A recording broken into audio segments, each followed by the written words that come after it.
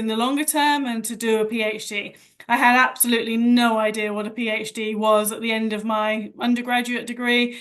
It was only through working within research teams as a research assistant and thinking about how you do research design, how you go out and do your research and plan studies within a much bigger team that had PhD students and postdoctoral researchers within it, that I realized that that was something that I might be interested in doing.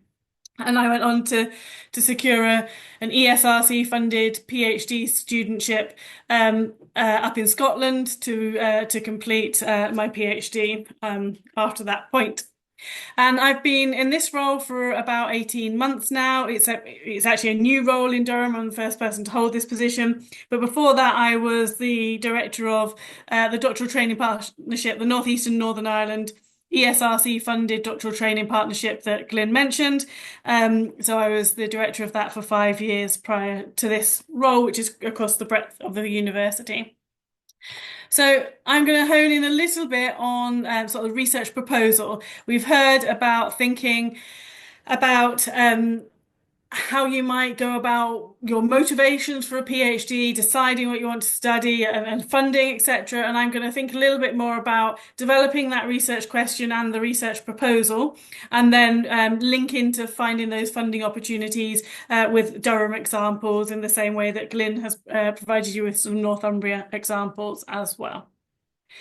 So we've heard people saying that they've had various routes to doing a PhD, and that's really important.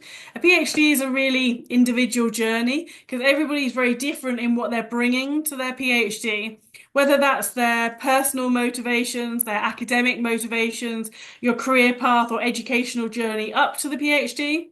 It will also be very different throughout the PhD journey because it is a very individual pursuit.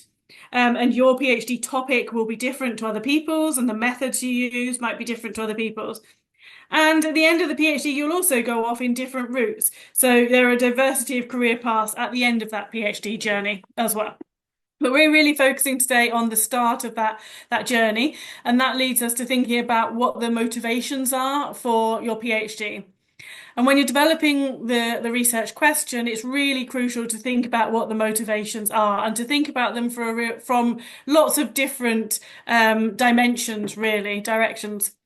You're going to work on this for 3 or 4 years at least. If you're doing this full time, you absolutely have to be motivated and interested in what you're going to be studying, because certainly there will be times when you will be absolutely fed up with it. There'll be times when you absolutely love it, and everything in between, and you need to be motivated to keep going and it be something that you're really interested in doing for that time.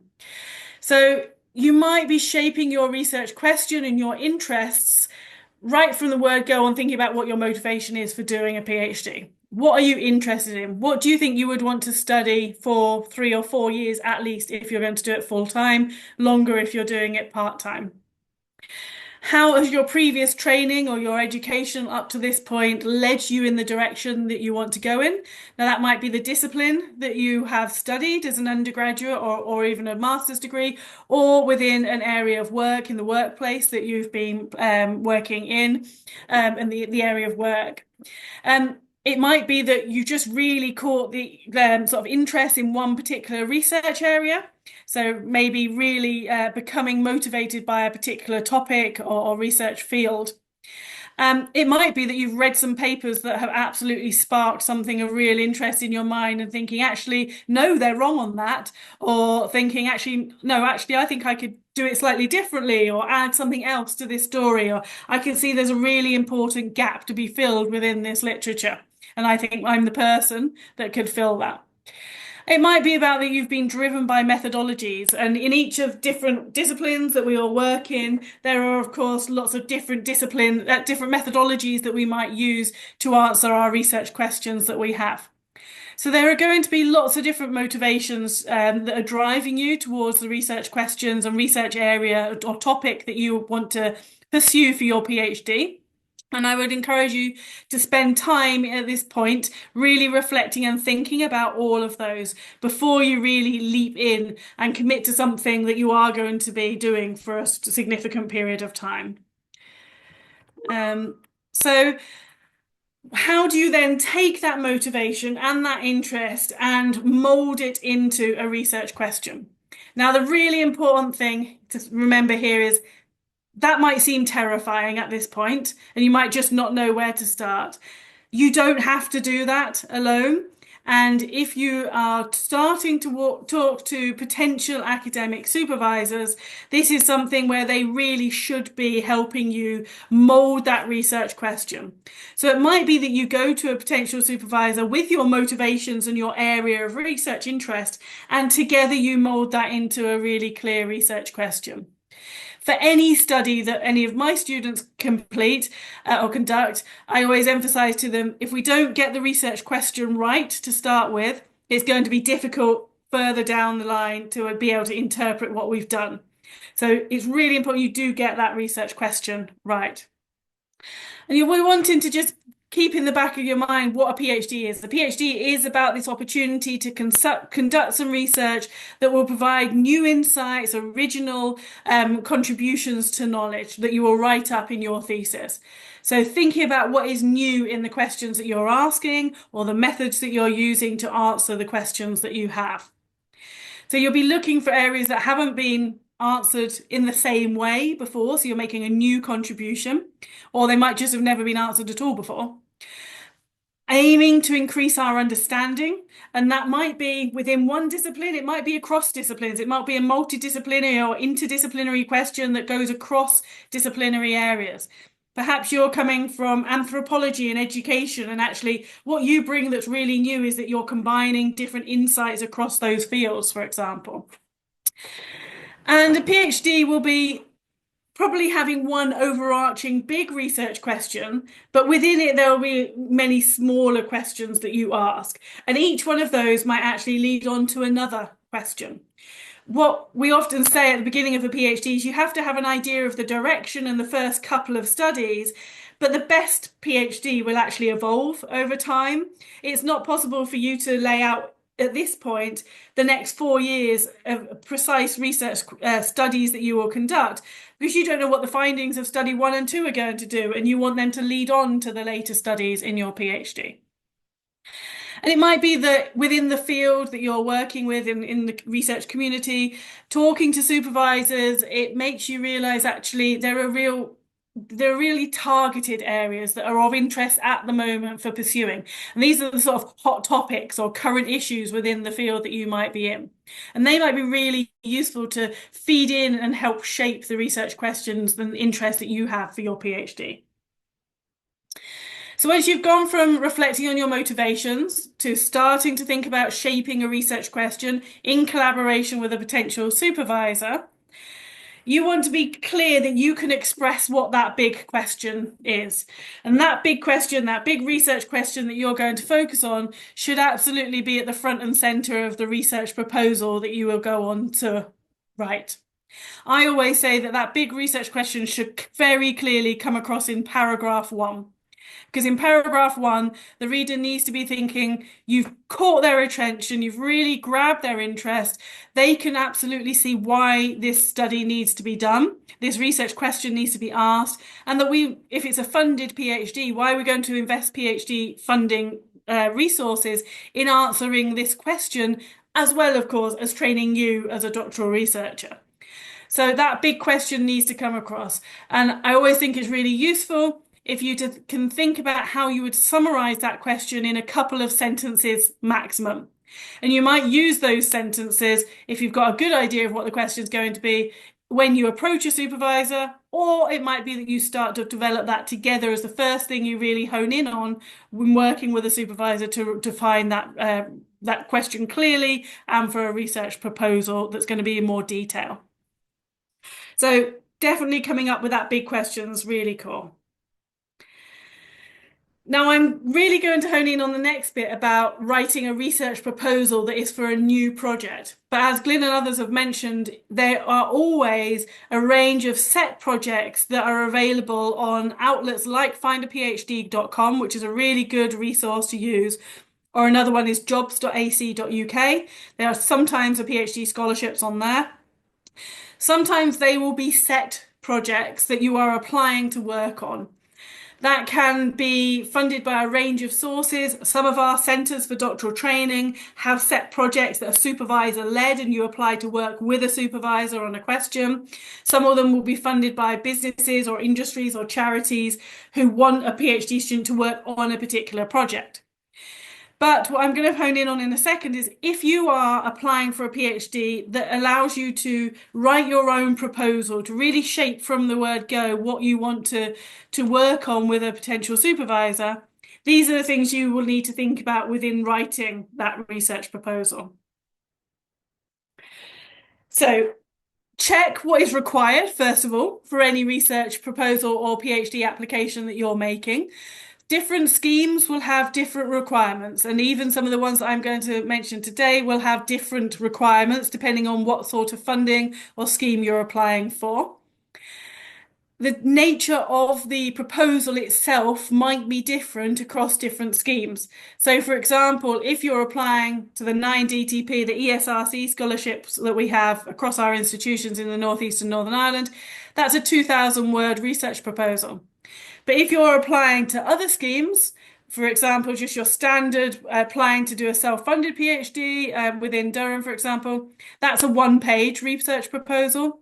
So it's really important you understand what you're aiming for when you're starting to write that proposal. So here are some key areas that you might want to cover. Now, if you're writing a one-page proposal, some of these things are going to be very brief. If you're writing a 2,000 word proposal, you'll be able to go into more depth on some of these things. And you just need to think a little bit about what's important for that balance. But you'll need to give some introduction to the existing literature or theories to provide an argument driven by the literature or the area of research that you're studying to be able to give a rationale for what you're going to go on and do in your research. But again, just remember the balance. If you are writing a one-page proposal, it's not going to be that 2/3 of that page is on background. We want to be able to really evaluate what you're going to do, not just what's already been done by other people. You just use that literature for a rationale. We then want a clear idea of that big question that we've really focused on in terms of the key objectives, the key aims of the project as a whole. It might be that you have one overarching research question and a few smaller aims or objectives. You'll want at some point within that proposal, and this really does vary in terms of what discipline you come from. When I was 9DTP director, it always surprised me at how different a research proposal can be. We covered 16 different disciplinary areas, so evaluating different proposals from 16 different disciplines just within the social sciences. The way that methodology, approach, studies might be outlined is hugely different. So I'm not going to give you a template to use because it will be different depending on what discipline you want to apply to study. But you will need to outline your approach and the key elements of your methodology within that proposal. If you've got space, you perhaps want to outline a time plan or a schedule of work just to show that what you're planning is going to be feasible within the amount of time that you have. And it's really important you work with a supervisor on that because they will be able to advise you what is manageable and feasible within a PhD and within an application.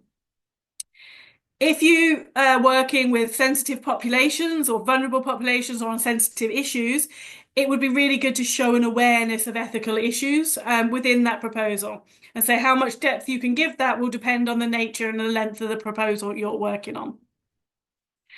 It might be that the proposal you're working on is extremely applied, and it might be applied throughout the whole of the PhD, or it might be about taking you on a research to impact journey. And actually, perhaps the beginning of your research is about really doing the nitty-gritty of the research side, but then towards the end, perhaps there's more applied or more impactful or translational work.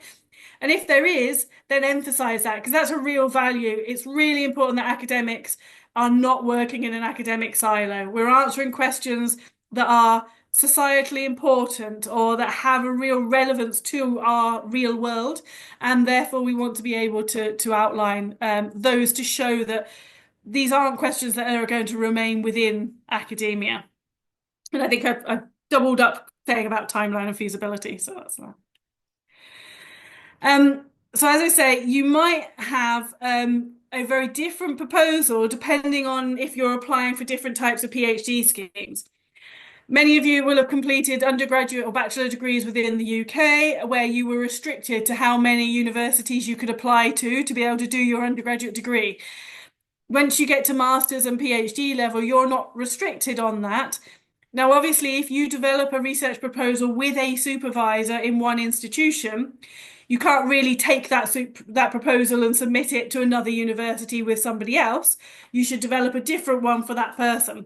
But you're not restricted to how many different schemes or how many different funding opportunities or PhDs you apply for at all.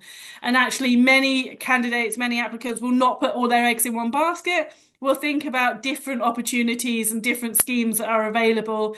And that might be actually that you have slightly different project proposals for different schemes. So really being aware of what you're applying for is really important, and shaping it to really understand the guidelines, what sort of areas of research that funding scheme funds, etc. And that again comes down to understanding the funding scheme that you're applying for. But it also makes it really important that you understand the remit and eligibility criteria of any funding scheme. Some funding has very specific requirements. It might be about the balance of home to international students. So we've heard a little bit about specific schemes that might be for specific demographics already. It might be that there are ring-fenced opportunities for some specific schemes as well. And it might be that you really need to think about whether you meet the criteria for being an eligible applicant, but also that your project that you want to propose is going to be relevant to the scheme that you are going to apply for. So lots of reasons why it's crucial to look at the criteria and understand that criteria and ask questions if you're not sure. It's absolutely fine to ask questions. Within Durham, we have a really wide range of PhD funding opportunities. I should say earlier on, we have about 1,400 PGR students, so postgraduate research students in Durham. About 90% of them are doing PhDs rather than professional doctorates. We do have 2 professional doctorates within the university, but most of our postgraduate community is doing PhDs. We have a range of UKRI, which you've already heard about, UK Research Councils, funded schemes that are particularly prestigious. They can be highly competitive. Many of them are in collaboration with other universities, and that's really important because you get to be part of a cohort, but you're also not just part of a cohort within one institution. You might be a part of a cohort across multiple institutions. So these are a range of our centres for doctoral training. A centre for doctoral training tends to mean that there are numerous PhD researchers working in that centre, all in a given area of research. For example, we have centres for doctoral training focused on fusion energy, molecular sciences for medicine, renewable energy, offshore wind, to just provide a number of examples, especially from our sciences. And so most of our CDTs within Durham are within the sciences areas. And there are a range of those within the institution. We also have the much broader doctoral training partnerships. So these tend to be much bigger, so fund many more students and are much broader in their focus. So, for example, we have 9DTP, which has been mentioned. So this is the ESRC. This is for the social sciences, economic and social research, answering questions on sort of those big questions within society of societal significance, and a real breadth across the social sciences. So there's now 18 different training pathways that you can go through. And please have a look at that 9DTP website if you are interested in that. It is, again, really important you understand the eligibility criteria. We also have funding from the Engineering Physical Sciences Research Council for the breadth of those disciplines, and the BBSRC Doctoral Training Partnership, and the Environmental Sciences. Actually, really relevant to you guys is that every single one of these has been recommissioned within the last year or so. So there are at least 4 or 5 more cohorts of intake for each of these different funding partnerships. In fact, it was only last week that we announced the new funding for the BBSRC, the Brain Behaviour Research Council, and the Engineering and Physical Councils at NERC, the Natural Environment, to highlight that we have a range of opportunities. So between them, these will fund, these are 3 new funding grants that will fund over 100 PhD students over the next 5 to 8 years, depending on the nature of each of the individual training partnerships. So we have opportunities, they all vary in size slightly, and they will all have different requirements for how you apply. So it is really important you check out the local requirements on their websites. But there will also be a really wide range of other opportunities. So our faculties, we have 4 faculties in Durham, and our faculties and departments often offer PhD studentships directly from those faculties and departments. If you're talking to a potential supervisor in a department, they will know if there are going to be departmental or faculty studentships on offer. We will be having some arts and humanities studentships, certainly in the area of transformative humanities going forward. We have particularly schemes for particular demographics as well. So we have Chinese Scholarship Council. We've just increased the number of those actually for next October. We'll be having 25 a year for the next 5 years, I think that is, up from 20 a year. So we get an increase there. And we also have, if you're interested in both research and teaching and an idea that you do want to go into an academic career, we have what are called Durham Doctoral Teaching Scholarships or Fellowships. So these are a 4.5-year fellowship where you do your research and you teach alongside doing your research over a longer period of time.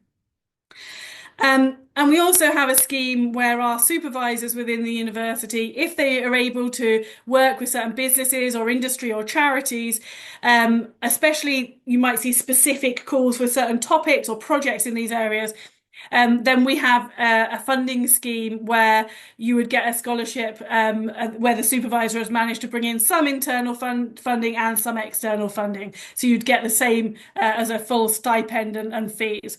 We don't have any fees-only scholarships. All of our scholarships are fees and stipend, and some of them will vary slightly in how much research training funding you might also get alongside those.